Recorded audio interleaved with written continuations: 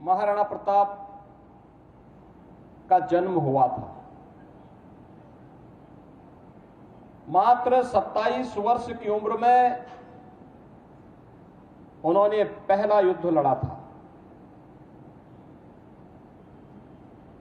उस समय मेवाड़ के ज्यादातर दुर्ग और किलों पर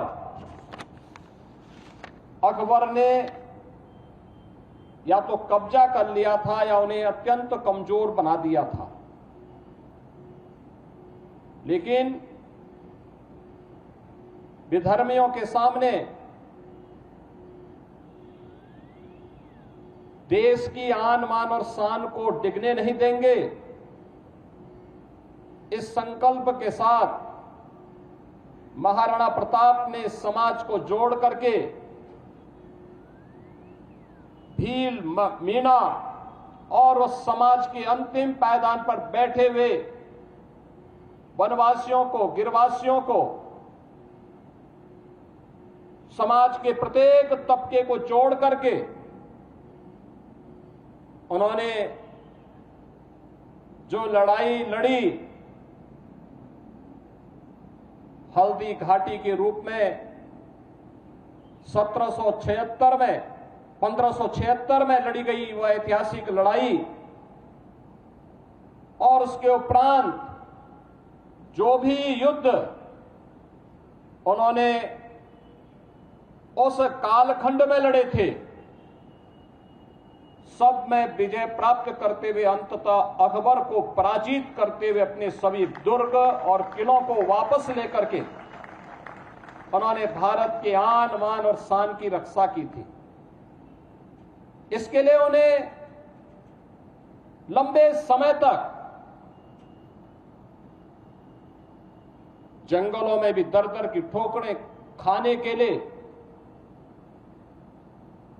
घास की रोटी तक खाने के लिए मजबूर होना पड़ा था। लेकिन वह कालखंड था संगठन का। देश की सैन्य शक्ति को मजबूत बनाने का उन्होंने प्रखरता के साथ इस कार्य को किया। भामाशाह जैसे दानवीर उन्हें प्राप्त हुए। उस समय के उन्होंने भीलों को, मीनाओं को जोड़ करके सामाजिक संरचना को इतना मजबूत बनाया कि अंततः अकबर की लाखों की सेना महाराणा प्रताप की सेना के सामने नाको चने चबाने के लिए मजबूर हो गई।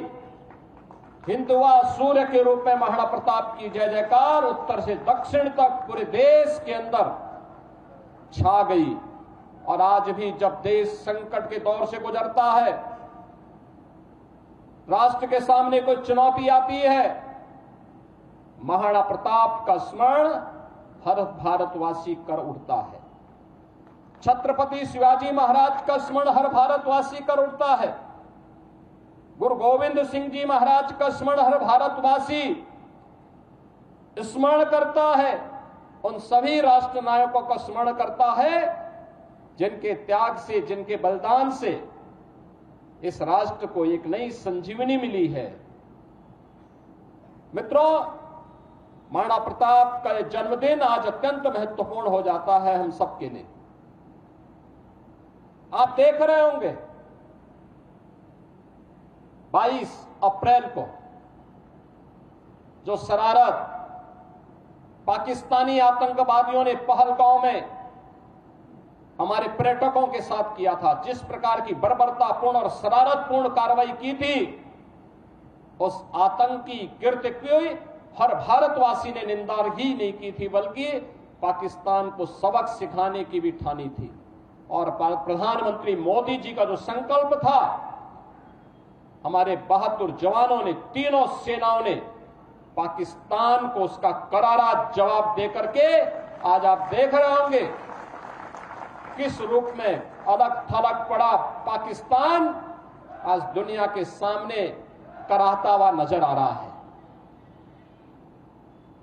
आपने पाकिस्तान को बेशर्मीपूर्ण चरित्र देखा है कि जब भारत की कार्रवाई से आतंकवादी मारे गए, उन आतंकवादियों के जनाजे में पाकिस्तान के शीर्ष सैन्य अधिकारियों की उपस्थिति, पाकिस्तान के राजनेताओं की उपस्थिति दुनिया की आंखों को खोलने वाला होना चाहिए कि पाकिस्तान आतंकवाद को प्रश्रय ही नहीं देता बल्कि आतंकी गतिविधियों में सीधे सीधे लिप्त है। और उसकी संलिप्तता इस बात को दिखाती है कि पाकिस्तान अब अपने वजूद के लिए जूझता हुआ दिखाई देगा।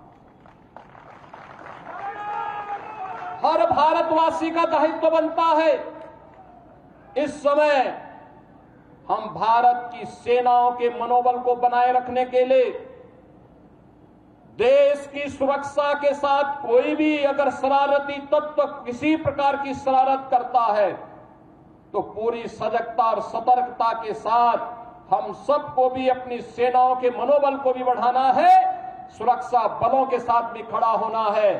साथ साथ किसी भी उस शरारतपूर्ण कार्रवाई को जो सुरक्षा में सेंध लगाती हो उसको बेनकाब भी करना है। तमाम प्रकार की शरारतें होंगी, सोशल मीडिया के माध्यम से तमाम प्रकार के अफवाह भी फैलाने का प्रयास होगा, लेकिन इन सब की परवाह के बगैर हमें देश से, केंद्रीय नेतृत्व से, आदरणीय प्रधानमंत्री जी की ओर से जो भी जिस भी प्रकार का मार्गदर्शन प्राप्त हो, पूरे देश को एक स्वर में प्रधानमंत्री मोदी जी के नेतृत्व में, उनके यशस्वी मार्गदर्शन में कार्य करना है। भारत हर हाल में विजयी है और विजयी रहेगा, इसमें कोई संदेह नहीं होना चाहिए।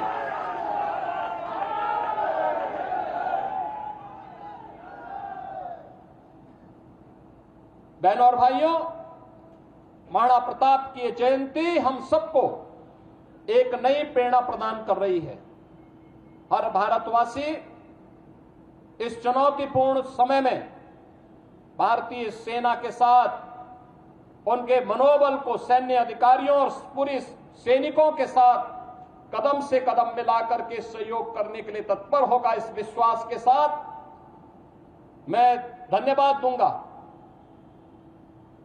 विधानसभा के माननीय सदस्य श्री राकेश प्रताप सिंह जी को, जिन्होंने संकल्प लिया कि चौराहे का सुंदरीकरण हो, मूर्ति को गरिमा और गौरव के साथ, यहां पर सम्मान के साथ इस मूर्ति के रखरखाव की व्यवस्था की जा सके। मैं धन्यवाद दूंगा विधान परिषद के माननीय सदस्य श्री मानवेंद्र सिंह जी को, जिन्होंने अपनी निधि से यहां पर इस चौराहे के इस द्वार का निर्माण करवाने में अपना योगदान दिया है। मित्रों, मुझे याद है 1998 में इस चौराहे पर मूर्ति की स्थापना का प्रस्ताव, उस समय स्वर्गीय बाबूजी कल्याण सिंह जी मुख्यमंत्री थे और तब प्रस्ताव मैंने ही दिया था, मैं सांसद था। 3 मूर्तियां हम लोगों ने बनाई थी उस समय संस्कृति विभाग से महाराणा प्रताप की। एक मूर्ति लखनऊ के चौराहे के लिए, एक गोरखपुर के लिए और एक प्रयागराज के लिए, और तीनों स्थानों पर श्री नरेंद्र कुमार सिंह गौर उस समय संस्कृति मंत्री के रूप में कार्य कर रहे थे। उन्होंने, डॉक्टर गौर जी ने इन तीनों मूर्तियों के लिए सहमति दी। मूर्तियों की स्थापना का कार्यक्रम हुआ। मैं स्वयं भी उस कार्यक्रम में यहां उस समय मौजूद था जब कल्याण सिंह जी के करकमलों से इस कार्यक्रम को यहां पे संपन्न कराया गया था। और गोरखपुर में भी भव्य मूर्ति आज के रक्षा मंत्री और उस समय के भारतीय जनता पार्टी के अध्यक्ष माननीय श्री राजनाथ सिंह जी के करकमलों से हम लोगों ने उस मूर्ति का गोरखपुर में स्थापना का कार्यक्रम संपन्न किया था। और मुझे प्रसन्नता है कि आज सुंदरीकरण के कार्यक्रम के साथ मुझे फिर इस कार्यक्रम के साथ जुड़ने का अवसर प्राप्त हुआ है। इस चौराहे को आगे से हम लोग महाराणा प्रताप चौराहे के रूप में ही जानेंगे। इस विश्वास के साथ मैं एक बार फिर से पूरे प्रदेश वासियों की ओर से देश की बहादुर सेनाओं के मनोबल को बढ़ाने के लिए हर उत्तर प्रदेश वासी देश के साथ प्रधानमंत्री मोदी जी के यशस्वी नेतृत्व में पूरी मजबूती के साथ खड़ा होगा। इसके साथ ही देश की सेनाओं की हर कार्रवाई का, जो देश की रक्षा के लिए की जा रही कार्रवाई के लिए भी पूरा उत्तर प्रदेश पूरी मजबूती के साथ उनके मनोबल को बढ़ाने के लिए अपना योगदान देता रहेगा। इस विश्वास के साथ मैं एक बार फिर से महाराणा प्रताप की जयंती के अवसर पर उनके श्री चरणों में कोटि कोटि नमन करते हुए महाराणा प्रताप का यह यशस्वी जो उनका व्यक्तित्व था, उनका कृतित्व था, स्वदेश और स्वधर्म के लिए किस प्रकार का त्याग और बलिदान आवश्यक है, उसकी जो प्रेरणा देता है, यह प्रेरणा वर्तमान और भावी पीढ़ी के लिए भी सदैव पाथेय बने रहेगा। आप सबको मैं इस अवसर पर एक बार फिर से जयंती के अवसर पर बधाई देता हूं, अपनी शुभकामनाएं देता हूं। धन्यवाद। जय हिंद। मेरे साथ बोलेंगे भारत माता की, भारत माता की, भारत माता।